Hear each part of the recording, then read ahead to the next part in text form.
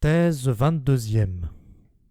Qu'on le pardonne au vieux philologue que je suis et qui ne peut renoncer au malin plaisir de mettre le doigt sur les mauvaises interprétations, mais ces lois de la nature dont vous, physiciens, parlez avec tant d'orgueil, ces lois où tout se passe comme s'il n'existe qu'en vertu de vos interprétations et de votre mauvaise philologie. Elles n'ont aucun contenu réel, elles ne correspondent à aucun texte, ce sont bien plutôt des arrangements et des falsifications naïvement humanitaires par le truchement desquels vous sanctionnez à l'envi les instincts démocratiques de l'âme moderne. Égalité universelle devant la loi. Pour la nature, il n'en va ni autrement, ni mieux que pour nous.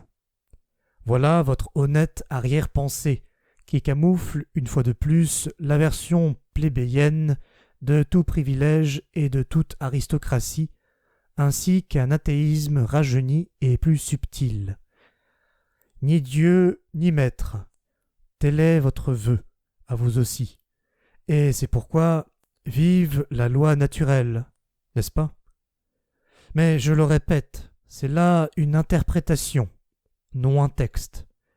Et il pourrait bien survenir un homme qui, en s'appuyant sur une intention et une interprétation diamétralement opposées, déchiffrerait dans la même nature, et à partir des mêmes phénomènes, le triomphe tyrannique et impitoyable des instincts de puissance, un interprète qui vous forcerait si bien à reconnaître, dans toute volonté de puissance, un phénomène universel et absolu que presque chaque mot, fût-ce celui de tyrannie, paraîtrait impropre ou ferait l'effet d'une métaphore lénifiante, parce que trop humaine.